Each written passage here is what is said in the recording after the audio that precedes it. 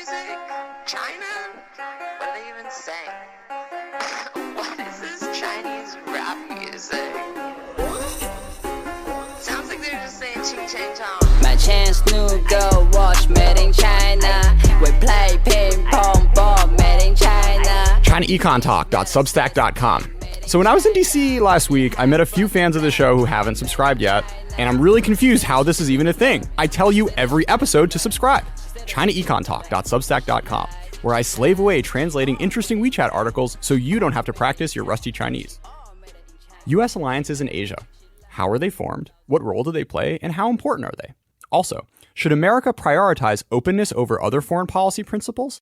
To discuss, we have on today Mira Rapp-Hooper, Senior Fellow at the Council of Foreign Relations and the Paul Tsai Center at Yale Law School.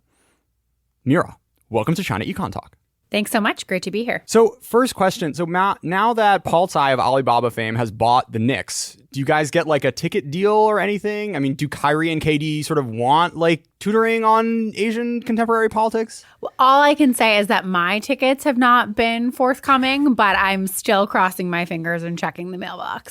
The travails of the junior scholars. Maybe Indeed. Once we get to Paul Gerwitz level, the tickets will come in the mail. Those would be very deserved. So Washington giving a farewell address, telling the U.S. Congress that why, by interweaving our destiny with any part of Europe, entangle our peace and prosperity in the toils of European ambition, rivalship, interest, humor, or caprice? I mean, I guess he didn't really say anything about Asia, so we're good on that front. Well, Washington gave his farewell address, suggesting that the United States should not form standing alliances. And indeed, the phrase no entangling alliances, which is often ascribed to Washington, actually comes from a Jefferson quote, not from Washington at all. But Washington gave his farewell address on the premise that the United States formation of standing alliances would be a poor idea for U.S. grand strategy at the time. Indeed, America's decision whether or not to form alliances has always been a function of the broader grand strategic goals it wanted to achieve in the world. So when Washington said no to alliances, he was thinking first and foremost about the one that the United States had with France, an alliance that allowed it to become independent and win the Revolutionary War, which it almost certainly would not have been able to do without the French. But almost as soon as it formed the alliance, Washington and so many other Americans began to become disenchanted with it. And by the time Washington was preparing to leave office, the United States was trying to wriggle out of it. After the United States ended its alliance with the French, it did not form another formal standing defense pact until World War II. And that was because it believed that if it did so, European powers would be much more likely to drag the fledgling United States, into their own conflicts when it need to focus on domestic development, spreading its wings, becoming stronger at home. And were they right about that? Were they right that that's what the United States needed to focus on? Were there any costs with regard to making that decision not to go for a more tied-in route to the international system? Well, it's hard to say for much of the 19th century, I would say, because there weren't a lot of even considerations of forming alliances. So it's hard to point to the counterfactual. Sure. I would say, however, that in World War I, there probably were, in fact, definitely were some notable costs about abjuring the idea of formal alliance. The United States, of course, did enter World War I, but it did so as an associated power with its allies, refusing to adopt their war aims or integrate its troops into combined command structures. But this also had the feature of making the United States less willing to consider formal alliances as a mechanism for management of the post-war system once World War I was over. Mm-hmm. That is to say that Woodrow Wilson was ardently committed to the Versailles Treaty and the League of Nations, which was a collective security, not a collective defense agreement, something much broader. But he was not willing to consider alliances with the British or French, which might have actually helped to stave off what ultimately became World War II. So I do actually think this period of protracted alliance abjurement found its cost in eventually World War II. So at the time, was there anyone, I guess, I don't know, to the right or left, who was more enthusiastic on making stronger alliances, pre-1914 and during the war? Or was Wilson already pushing it as far as he could? So basically, you mentioned Washington's farewell address. The country's leaders referenced Washington's farewell address and sort of turned it over in their minds again and again throughout the 19th century as they contemplated the mere prospect of forming alliances. There was some thought to the idea that Jefferson might have formed one to help ease the Louisiana Purchase. Sure. The Monroe Doctrine, which of course was not itself an alliance, was another close mark that the United States came to forming one, in the sense that it depended heavily on the implicit assistance of British naval power, if not an alliance itself. Mm-hmm. But every time one of the country's presidents thought about what these alignments meant, they returned their thinking to Washington's farewell address and decided not to proceed any further. Yeah, I love the irony of Washington knowing better than anyone else in the U.S. that the only reason America existed in the first place was because of the French alliance. Yeah, well, indeed. But I also think it's important to note that his complaints about alliance at the time were actually quite particular to the pact with the French. Mm-hmm. And he intended it to be that way. By the time we get to the 20th century, however, we certainly do have other American statesmen who are inclined to consider formal alliances as tools of American grand strategy, namely Republicans headed up by Henry Cabot Lodge during the First World War. So it was Republicans and indeed Wilson's antagonists who thought the League of Nations was far too far-flung, who thought the idea of collective security was far too ambiguous and likely to entangle the United States in European conflicts, exactly as Washington had warned, and favored a far more discreet form of defense pact to allow the United States to remain very much ensconced in the world without committing to every conflict everywhere.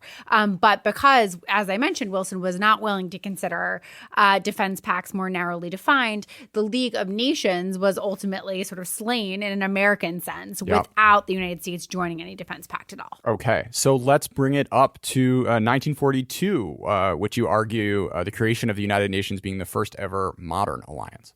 So the first ever modern alliance really comes between the United States and the British when Pearl Harbor is attacked. Okay. And we agree to, and that is early 1942, right? The Declaration of the League of the United Nations. We agreed to combine commands to prosecute the war jointly.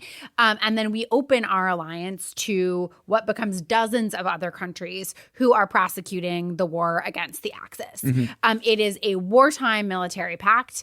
And essentially, it is formed from the United States perspective for the very reason that the pact with the French was also formed in the first place. That was because the United States believed it could not survive without this alliance. Sure. Because of the degree to which technology had changed, because of the degree to which the United States was strategically reliant on the maintenance of the British to patrol the seas in the Atlantic to maintain the balance of power, and because of Germany's startling rise and conquest of Europe, Washington came to believe that it could not survive in the world unless it formed a military pact, tied its fate to other European allies, and prosecuted a war jointly with war aims in common. This is in contrast to perhaps a Bismarck sort of making alliances for national aggrandizement as opposed to the sort of initial cause being, a grave threat on the state itself. Yep, this was a pretty classic wartime defense pact. There was no vision for it exactly until the country was attacked. Of course, there had been the Atlantic Alliance and moves between the British and the United States to approach one another as allies. But until the casus belli actually figured into the American equation, it would have been very difficult for Roosevelt to enter into a formal pact with the British. Sure. But once it was formed, again, the prosecution of the war and the maintenance of this alliance became an issue of national survival for the United States. And it transformed the way it thought about its own grand strategy. That is to say that when the war ended, the United States realized that not only had it used an alliance to vanquish the Axis powers, but that the British Empire was waning alongside the prosecution of the war. And that when the peace concluded, the United States was now going to be the one standing astride as the most significant power in the international system alongside the Soviet Union. Sure. So grand strategy was concomitantly transformed. Sure. So when you talk about the U.S. realizing, I remember looking at like polling numbers about support for alliances in the UN in 1945, and we're up at like 95%, right? It was a true, both people argue today about like to what extent is elite versus sort of popular opinion divergent with respect to China. But like at this point, support for alliances was like almost entirely universal. Well, I would actually distinguish between the two things. At the end of the war, we would not call the UN an alliance. So when the war ended, the United Nations was an international organization, which everybody pretty much, as you're saying, roundly agreed was the right way to manage the prospect of conflict into the future. So the formation of the UN was the initial solution to ensure that there would not ever be another world war. Sure. It was a follow-on to Wilson's 14 points and the Treaty of Versailles and the League of Nations. And it was a vision for managing conflict and cooperation through international institutions. Sure. But very tricky. It gets complicated. So 1946, 1947, we've got Turkey and Greece going crazy. Talk to me about the Great Debate and what were the different intellectual strains going into formulating how the U.S. should, not just live by like the platitudes of the UN, but really, put their cards on the table when it comes to protecting interests abroad. Yeah. So part of what was revealed as the Cold War with the Soviet Union set in was the fact that international institutions and laws and rules and norms sort of universally adopted were not going to be sufficient to prevent great power competition and conflict. That is to say that 3 years into the UN's life, it was already clear that competition between the Soviet Union and the United States was going to become the clear threat axis in the international system, and that an international institution alone was not sufficient to manage it.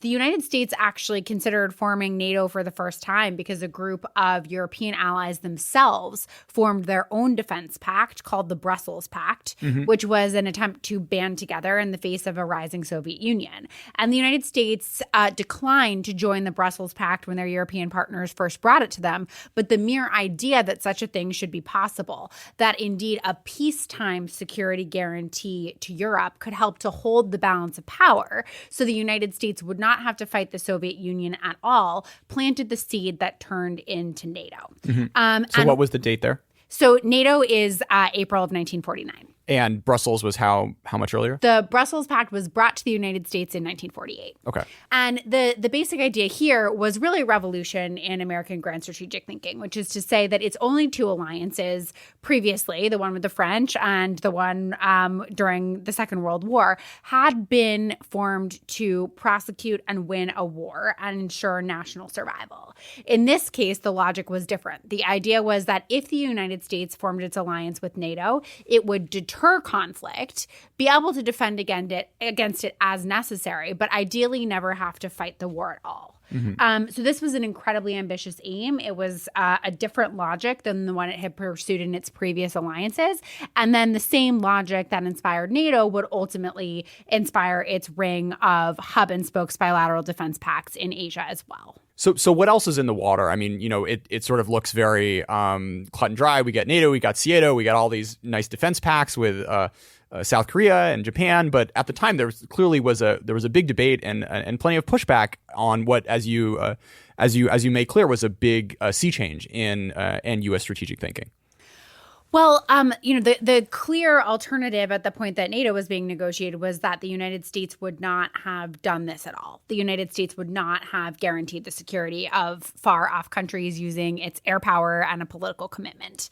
And there was reason to think that, indeed, that might have been the preferred way to go. Indeed, as we already discussed, the United Nations gave cause to believe, for some to believe, that major political disagreements could still be negotiated through major international institutions. But more than that, the sort of domestic debate was in no small part due to the fact that this was a very big change in the fundamental balance of power between the executive and congressional branches within the United States. A lot of the controversy around NATO before it was signed and sealed had to do with the fact that essentially Congress was worried that a security guarantee to Europe would amount to the pre-delegation of congressional authority to make war to the President of the United States. Little did they know. Little did they know that in signing a defense pact with Europe, and one that seemed to imply that the United States would aid Europe in the event of a military attack, Congress would give to the president its power to make war. Now, of course, Article 5 guarantees, whether in NATO or in any other U.S. alliance, do not promise any specific action. And in fact, this was how the Truman administration got around Congress's concern. Congress would not let the U.S. president sign onto a defense pact whereby it sealed its fate to join in advance any war that might happen in Europe. Nevertheless, the United States did create a series of promises that nonetheless seemed to imply that Washington would join its allies in the case of war. And in the eyes of many in Congress, this resulted in a major rebalancing towards the executive branch. So this idea of extended deterrence, like, who's the genius staffer who came up with this as a way to square the circle here and get Congress on board with something that clearly a big chunk of them were really uncomfortable with? Well, the idea of extended deterrence really comes about through multiple avenues. Basically, in its prosecution of World War II, the United States has already started to envision the need for forward bases after the war concludes. That is well before NATO is formed, 5 years before NATO is ever even envisioned. The Joint Chiefs of Staff are prosecuting the Second World War, and they argue that the United States is going to need a ring of bases in both Asia and Europe to be able to deter and prosecute conflicts if they are to occur again. This is a recognition of a massive shift in the balance of power that means that the British will not be able to be our front lines anymore. It's a recognition that the United States now faces threats both across the Atlantic and across the Pacific. And it's an understanding that changed military technology, namely at that point in the form of long-range bombers, but foreseeably missile technology as well, means that the United States oceans no longer serve as the geographic barriers that they once did. Yeah. I remember, so I did my thesis on Leo Pasvolsky, one of the people with a very large bald head running around at the time. And his and one of the other arguments about air power you were talking about is, like, yes, on the one hand, the U.S. is more open to attack, but also, like, if we just bomb people, they'll do whatever they want. They'll do whatever we want. So the sort of coercive power of the international community is, like, if you're a great power, really multiplied by the changing military technology. To be sure, there was, however, a firm understanding at the point that the Cold War began to take hold that the United States would not long have a monopoly on any technology. Sure. That the Soviet Union already had long-range power projection capabilities, and that within a short period of time it would have nuclear weapons too. Sure. So there was certainly a desire to exploit American advantages while they obtained, but also an understanding that while basing forward troops and bombers in Europe, the United States was opening itself up to significant vulnerabilities. Sure. And those were simply sort of accepted as part and parcel of this new forward defense strategy. So let's just come back to what you mentioned earlier, the sort of strategic ambiguity built into the wording of a lot of these treaties. So the strategic ambiguity built into the wording of a lot of these treaties is largely an American domestic product. When the United States was negotiating NATO, it was sort of negotiating simultaneously in a two-level game, trying to get the treaty past the Senate Foreign Relations Committee, which was chaired at the time by Republican Senator Arthur Vandenberg, and it was negotiating with its European partners. And its European partners unequivocally wanted language in the treaty that stated that an attack on any one of them would result in military intervention by the United States. Sure. Because why not? I mean, these are bombed out countries. They're bombed out countries. They had no prayer of standing up against the Soviet Union on their own if it came to that. And at the time, the United States had no forward military presence in Europe. So all it was soliciting was a strong political guarantee from the United States and potentially the threat of using air power and implicitly nuclear weapons on their behalf should it come to that. But there was no question that the Europeans were looking for the strongest guarantee they could possibly get from the United States. On the other side of the ledger, however, the Senate Foreign Relations Committee was absolutely irate when it saw some language that was consistent with European wishes, that essentially would have pre-committed the United States to enter a conflict on Europe's behalf without having to consult Congress. Sure. This was a big to-do that actually almost could have derailed NATO because it occurred as the U.S. Secretary of State position was changing hands from George Marshall to Dean Acheson, the new language almost fell through the cracks. And Dean Acheson essentially had to rescue Article 5 of the NATO treaty so that the treaty could stay on course and ultimately pass the Senate by an overwhelming majority when it did that spring. Sure. So we just talked about how, like, actually there was a fair amount of this that was pretty contingent, but very little has been touched with these alliances for, going on 70 years now. So, to what extent is that because these have made sense, because this sort of stuff is path dependent? What do you sort of make of the consistency that we've seen over the intervening decades? Yeah, it's a great question. And it bears stating very clearly because it is, I would say, the great triumph of America's alliance system. No U.S. ally has been the victim of a major attack that would have been prescribed by a treaty in force. That is to say that to the extent that we can measure whether or not these things work, it looks like they do. However, that's an incredibly hard thing to measure. Yeah. Because of course not so much, not too many regressions you can run on zero, right? Exactly. Well, not too many regressions you can run on zero, and because the record is replete with what we in political science would call selection effects. That is to say that when you don't see attacks on an ally, you don't know if it's because the ally's extended deterrence was so bristling or because the adversary never intended to attack at all. Sure. However, there is a few things we can say about why alliances seem to be so fruitful when it comes to their record.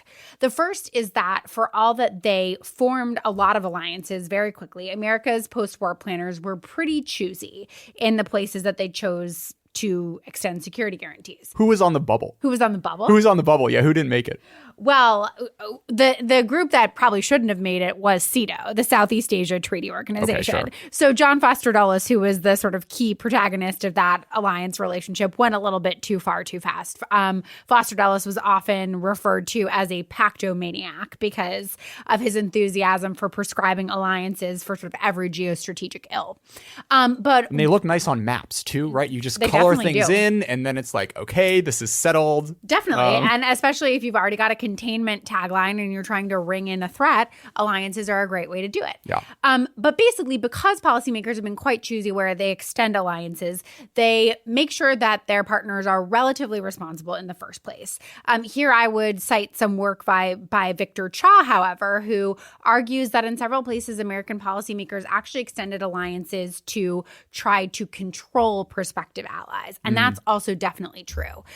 So in cases like Taiwan, which is no longer a formal treaty ally, or South Korea, the United States not only chose carefully where to extend its security guarantee, but actually used the treaty promise itself to try to restrain the ally in question. That is, it tailored its security guarantee narrowly enough that the ally would have limited freedom of action. And once the treaty was in place, they also used it to exert control over that ally's defense policy.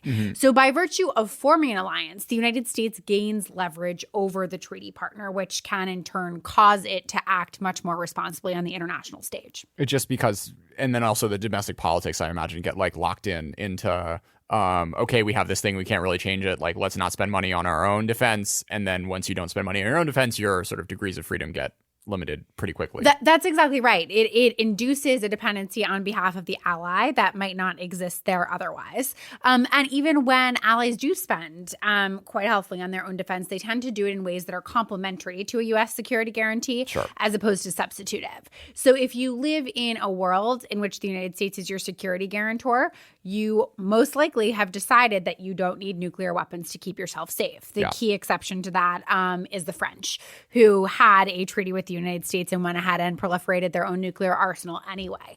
But by and large, you're thinking about your capabilities as complementary to Washington's, and you assume that you would fight or deter any war alongside of Washington, not in its stead. Okay, so elephant in the room, Vietnam. You talk about the difference between a partnership and an alliance. So what's so dangerous about these partnerships? So partnerships in and of themselves are not a priori dangerous. However, there is a widespread misconception in the political science literature about alliances that suggests that alliances frequently entangle the United States in foreign conflicts. And you'll often see conflicts ranging from Vietnam to... You can argue, I mean, I guess 91 Gulf War too, right? You could argue certainly... you could argue Kosovo. Some might argue Iraq in 2003. That's a little bit of a stretch. Yeah. But the actual empirical record does not show the United States entering major wars on behalf of treaty allies. Rather, it shows the United States entering wars on behalf of partners with whom it might have some shared interest, but has not made nearly as solid of a defense commitment.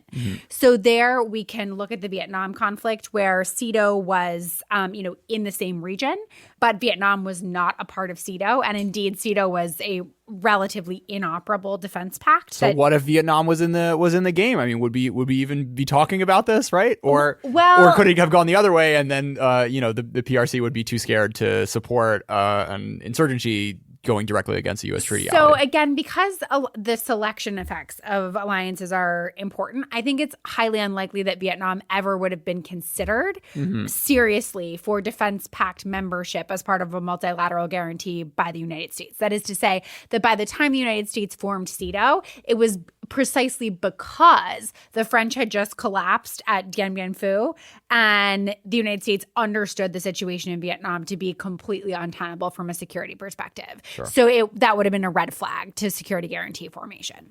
So the other big one we haven't touched on is Taiwan. Let's maybe stop in 2010, but talk a little bit about the evolution of the U.S. commitment and what impact you think it had on the way history played out. Yeah, it's a hugely deterministic feature in certainly U.S.-Taiwan relations, U.S.-China relations, and China-Taiwan relations. The United States formed a mutual defense guarantee with Taiwan in 1954, the exact same time as it formed a treaty relationship with SEATO. The Vietnam conflict was just heating up.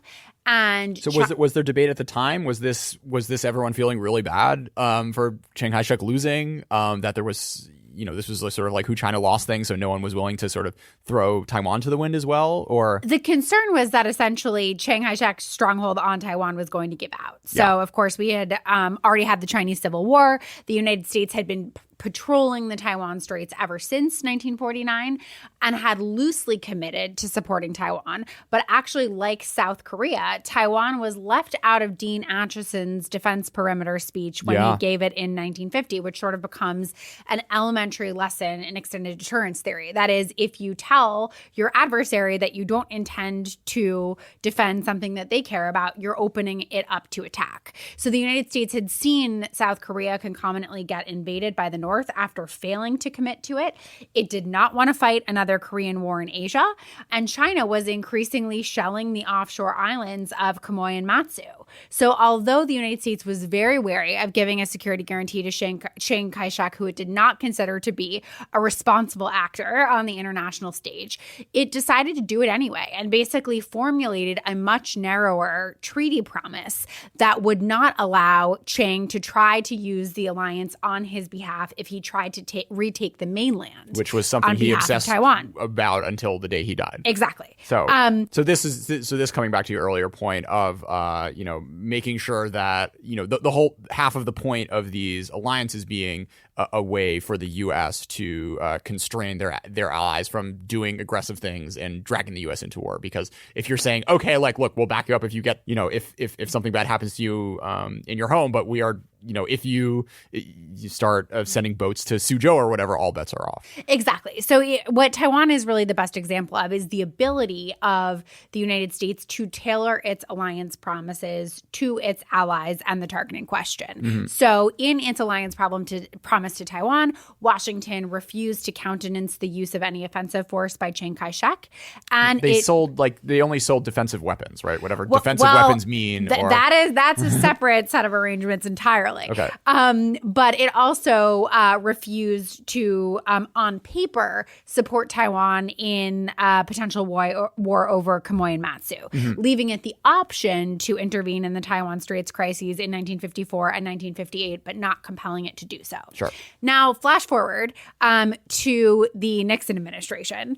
And Richard Nixon and Henry Kissinger have come into office basically intent on resetting relations with China in the sort of ultimate first reset as part of a desire to gain Cold War leverage by picking off China from the Sino-Soviet axis, which is very clearly already collapsed. Upon his first visit to China, which Kissinger takes before Nixon ever gets there, he hears very clearly from Mao and from Zhou Enlai that a condition of establishing relations between the United States and the People's Republic of China will be that the United States end its alliance with Taiwan, because you cannot recognize both the Republic of China and the People's Republic of China. Between 1949 and the early 1970s, you had Taiwan representing all of China at the United Nations and in many other international bodies. Most countries on Earth recognize Taiwan and not China. And the PRC's request was essentially, if you're going to recognize us, you have to act like it. And you cannot form, or you cannot maintain, rather, an alliance with an entity that we do not consider to be a sovereign state. Sure. So in pursuing the opening with China, Nixon and Kissinger knew from the beginning that a condition was the abrogation of the alliance with Taiwan. Now, this was a very uncomfortable thing that they committed themselves to, and they put it off as much as they could. First, Nixon put it off until after his reelection. Then he wanted to push it back further until after the midterms. Again, uncomfortable because Taiwan had a huge groundswell of domestic support. Taiwan had a huge groundswell of domestic support. And frankly, it's just not a good look for any power on the international stage, right? You are abandoning a longstanding ally to open diplomatic relations with a communist country as part of a deeply realpolitik Cold War gambit. It doesn't elicit a lot of sympathy. But exactly as you say, on both the left and the right in the United States, there were huge Taiwan lobbies that the Nixon administration had to contend with. So Nixon puts it off. He gets mired in Watergate. He doesn't carry through. The charge gets passed over to Ford, who also kind of ducks when the ball comes at his head. And of course, Kissinger is sort of stewarding this process along himself the whole time. And finally, Carter makes good on the promise. Carter, Mr. Human Rights. Well, I guess Taiwan wasn't the happiest place to be living from that perspective either. But anyways, it's no cultural revolution. China. Yes, indeed. So Carter makes good on the promise. He formally proceeds with the recognition of China on the international stage, and in so doing, also has to abrogate the alliance with Taiwan. There is such a groundswell of domestic opposition to this fact that first, actually, before they pass the Taiwan Relations Act, there is a court case brought against Jimmy Carter by none other than Republican Senator Barry Goldwater, questioning his authority to end a mutual defense treaty unilaterally. Okay. The Supreme Court rules that they cannot actually opine on the subject. And Congress... Was it like some standing BS or was it... Basically, okay. yeah. And Congress, putting together the sort of left and right-wing support for Taiwan, rallies in response with the Taiwan Relations Act, which is not a formal mutual defense treaty, but is an act of Congress, which says that the United States remains committed to the peace and security of Taiwan and intends to provide for it through the provision of arms of a defensive nature. Okay. And that is the security provision that remains with respect to Taiwan to this day. So on the one hand, you can look at this history of U.S. alliances and no sort of big war being kicked off as a real success, and we haven't had a great power war. But, history is contingent, right? And, perhaps there, the percentage chance of something large kicking off because of these commitments has increased. And this may end up being something that happens going forward. So aside from just like looking back at the historical record and saying like, okay, like there haven't been any wars, that's great. Is there any other way to sort of address the question of these commitments potentially adding more kindling to the fire? Yeah, I mean, I think there's no question that by virtue of having international commitments sort of writ large, the United States exposes itself to the possibility of getting entangled in pursuits. But I would note that generally, I think this process is a lot more subtle than the literature and political science and international relations would generally lead us to expect. So when we talk about the alliance security dilemma in international relations, we often talk about the likelihood that the United States is going to sort of get dragged kicking and screaming into a war that is against its interests. But that very rarely happens, in part because the United States and its allies tend to share interests. If they didn't have interests in common, they probably wouldn't be allies in the first place. Sure. So a much more subtle process is what I think actually occurs quite a bit on the international stage.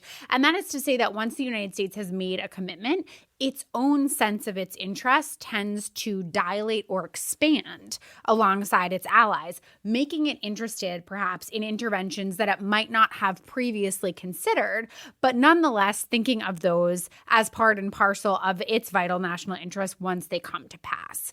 So this is a far more subtle process that I think is very difficult to monitor. And if you're committed to a grand strategy that has you deeply rooted in the international system and practicing forward defense, it may be all but inevitable. Nonetheless, there's a clear place where in the 21st century, this is something that policymakers have to interrogate deeply, and that is with respect to a rising China. All right, let's jump in. Is World War III worth fighting over Taiwan? Well, I certainly hope that we are not going to be faced with that question. The first thing that It's a podcast. This is what we do. Of course. But the first thing I'll note is that U.S. policy on the question is the One China policy. That is to say, it is the One China policy, it is the Taiwan Relations Act, and it is the 6 assurances actually taken all together. But that is to say that the United States wants to see the cross-straits dispute settled peacefully. But that also it does not have a formal security guarantee with Taiwan, as we've already discussed, that rises to the level of a NATO or a U.S.-Japan treaty. Mm-hmm. However, there is no question that the balance of power over Taiwan and with respect to China is shifting rapidly. That is to say that in particular with China's investment in A2AD capabilities that make it increasingly difficult for the United States to claim to be able to enter into a conflict or operate within the first island chain on behalf of its allies, the United States claims to credibly be able to come to Taiwan's defense are going to diminish by the year. So the United States retains a strong interest in figuring out how to help Taiwan defend itself in a manner that is going to allow Taiwan to sort of maintain its integrity over the long haul, even as the balance of power shifts. The 2 Taiwan Straits crises, I think, are just like remarkable moments in U.S. history of 3 Taiwan Straits crises. 3 Taiwan Straits crises of repeatedly presidents sort of making very clear that this was actually something really important and worth putting carriers and whatnot in harm's way. And it's, I think, very much an open question now in the Trump era, and you know, with China being in a very different place than it was in 1956. That calculation is not necessarily shifting, but the conversation around it has evolved. I think the calculation probably has shifted dramatically, and certainly we can look at the last Taiwan Straits crisis, that is 1995, 1986, as a catalytic point for China more than anything in terms of what it hoped to pursue and prevent in its own defense policy. So while in that crisis the United States was able to send 2 carriers close to the Taiwan Straits to send a message to Beijing that it should not escalate over Taiwan, China took away from those carrier deployments the idea that it should not allow U.S. intervention so close to its shores and in something that it considered to be a sovereignty issue ever again. Thereby, you saw an acceleration of investments that already were going on in short-range missiles and other technologies that we would associate with A2AD, and a strategy for using them that would explicitly hold American carriers and other large surface combatants at risk and significantly raise to the cost to the United States of even using its Navy to signal again in peacetime crises like this one. If we had another Taiwan Straits crisis that looked like that again today, I do not think we would see 2 large American carriers nearly that close to China's shores. Sure. So we sort of talked in the particular case about Taiwan, but maybe let's go a little more broad about what the rise of China means for U.S. alliance commitments in general. Well, if we circle back to the original purpose of America's alliances, I think there is no question that they matter more than ever, particularly in Asia. If we recall the fact that they were first formed because the country decided that it had to defend itself through a forward defense strategy, and it needed bases and extended deterrence to do that, the place where those things are now the most crucial is, of course, in Asia, rather than in Europe against a Soviet Union type competitor. Of course, the United States system of alliance guarantees in Asia is not all focused on sort of China monolithically and is not one central organization. Rather, you've got a system of bilateral so-called hub and spokes pacts with South Korea, Japan, the Philippines, and Australia. And they all have slightly different aims. They see the region slightly differently. And this is always going to be a challenge as the United States seeks to manage its alliances. But the key condition that is now occurring in Asia that never occurred in Europe before is that the United States is in relative decline with respect to China. That is to say, while the U.S.-Soviet Union dynamic was strictly bipolar, that is, we thought of the international system being sorted cleanly into two camps. The U.S. was always on the right delta. Exactly. Things were always more favorable for the United States. And indeed, for the end of the Cold War, the Soviet Union was actually in abject decline. We just didn't know it. However, the United States is going to remain quite solid on the international stage, a preeminent global power for decades to come. But in Asia, both economically and militarily, it undoubtedly faces relative decline. So what does that mean from a strategy perspective? It cannot possibly achieve the same goals if it doesn't engage in cooperation and burden sharing with its allies. That is, it needs Japan, South Korea, Australia, the Philippines, I would say New Zealand, which is no longer a formal treaty ally, more than it ever has. They fell out? What happened? Oh, the Kiwis actually sort of left voluntarily. Oh. Yeah, in the 1980s because they were opposed to nuclear energy and nuclear weapons coming into their ports via U.S. surface vessels. But the point is that the balance of power calculation requires the United States to rely on its allies.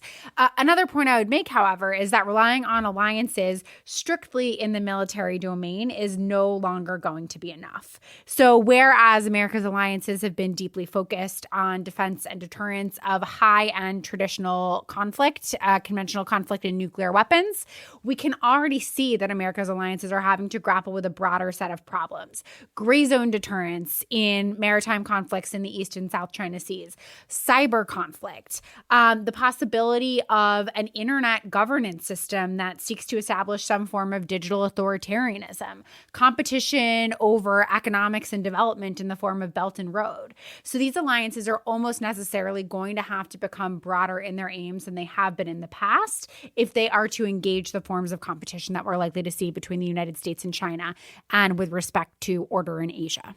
So Trump has done a real number on all of this. You talk about, okay, we've got these like 10 new challenges or whatever, and now there's a president who doesn't really care. To the extent to which you believe these things are worth reinvesting in, how much sort of has been lost by having a president who's not really on board with the whole alliance deal? It's sort of the question of the hour and for the next year and a half. And I think we're only going to know the answer once he is out of office and a new administration can survey the damage. Sure.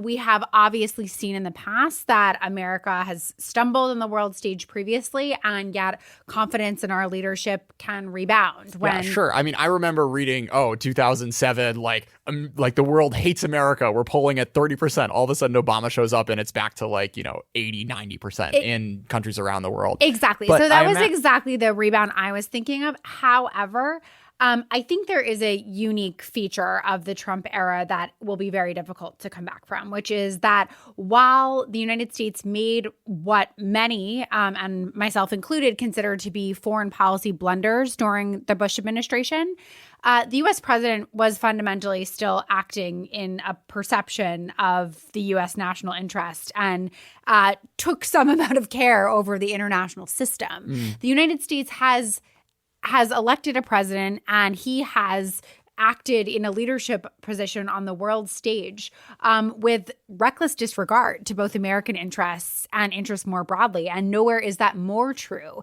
than with respect to our alliances. This president has a 30-year-long history of antagonizing American allies because he sees them as dependent on the United States, which he sees as a weakness, because he thinks they don't pay enough for their own security, when, of course, America's alliances are not protection rackets, and rather each ally contributes through their own spending on defense, and because he is entirely uninterested in the entire grand strategy on which America's alliances are premised. That is the idea that America should have a strategy of forward defense. The current president actually would be perfectly happy to think of only the American homeland as the object of American national defense, and in such a strategy, America's allies are irrelevant. So in some ways, the degree to which the United States can rebound and rebuild with respect to its allies is likely to be the hardest test. They are the ones who have felt the most significant delta in the change of relations that's occurred during this era, and they are the ones who we're going to need the most on the other side of it if we are to rebuild. Yeah, it's coming back to the very beginning of this conversation where we talked about sort of the ambiguity built into the U.S. commitment with respect to NATO and these other alliances. It really is a spell. It's really like a magical thing you have to get people to believe in. And once someone peeks behind the window and once you get a peek behind the curtain and see that not everyone is sort of built into it, if there isn't this very explicit sort of chain where, okay, like a bomb goes off and then all the planes take off and all of a sudden there are Marines in X country, it just becomes a much trickier thing to sort of neuter yourself in some ways, which is what we were talking about earlier, the big upside of these alliances and how they change the sort of domestic dynamics in other countries. Absolutely. I mean, alliances are fundamentally based on an alignment of political in addition to defense interests. And what we have seen represented on the world stage for the last 3 years is the idea that all of a sudden the United States does not see its fate as aligned with its allies, and indeed is acting in a manner that is strictly antithetical to them. And of course, alongside that dynamic, this incredibly jarring sort of decoupling of political alignment embodied in the current U.S. president is the structural trend of China's rise that makes this the most damaging in Asia more than anywhere. That is to say that because of Trump's alliance and general foreign policy mismanagement, China has been the undeniable beneficiary. Whereas at the end of the Obama administration, there was a very strong argument to make that Xi Jinping had wildly overplayed his hand, militarizing the South China Sea and pursuing a very assertive foreign policy to the consternation of many partners throughout Asia. Trump's complete recklessness, whether by way of economic protectionism, fire and fury swinging to, warm embrace on North Korea, or basic dereliction of duty on other areas of strategy in Asia, such as the South China Sea, China's actually benefited from having the opportunity to look like the great power adult in the room when the United States is uniquely unpredictable. And that is a vacuum that we are unlikely to be able to fill again. So let's maybe do the Arthur Vandenberg version of Trump anti sort of active defense policy in 2019. Could you quickly give sort of your most generous interpretation of what a sort of, less Twitter dominated, but still big recalculation of American commitments abroad and what issues you may have with it? So I think, a more restrained form of U.S. grand strategy has actually been laid out by any number of international relations scholars. I would point to the book Restraint by Barry Posen. I would also point to any number of scholars at the Cato Institute and elsewhere, but in particular, Chris Preble and Emma Ashford at the Cato Institute that make, very sound arguments for why the United States should increasingly transfer responsibility to allies, spend less on defense, and focus much more on a domestic agenda. The key ways that Barry Posen suggests that we disentangle ourselves from international commitments abroad is indeed by ending alliances in their current form and transferring some of that responsibility to NATO allies, to Japan, to South Korea. My key quibble, however, with those grand strategies are, number one, that our alliances don't exist as an end unto themselves, but they exist because we've decided we need them for defense and deterrence. So the purpose of ending an alliance is not simply to free ourselves from a commitment, but it indicates that we don't believe that forward defense is necessary to keep us safe in the world. Now, Barry Posen would say that it's not necessary to the extent that we've practiced it. And what I would retort in return is that we're then putting ourselves in a position where if a crisis or a conflict does erupt, we're faced with having to fight our way back in at much higher cost and without the support of allies than we would be if we were there in the first place. Sure. The second big quibble that I have with most of these arguments is that they are motivated by a desire to save money on the defense budget. There is no question that closing a huge number of bases abroad saves us some money on defense. It is a hair's worth of savings compared to what we need to do on a domestic level to make a dent in our most pernicious problems related to things like entitlement spending. So while I'm all for considering— And a hair's worth what it costs to fight a major war. Indeed. So while I'm all for considering proposals that might reform the defense budget and bring spending down by a bit, I haven't seen an argument that suggests to me that the savings that you get from a restraint grand strategy are worth the potential costs of disengagement and potentially having to fight our way back in without allies on our own, completely unprepared for the potential crisis or conflict that we're facing. Thanks so much for being a part of China Econ Talk. My pleasure.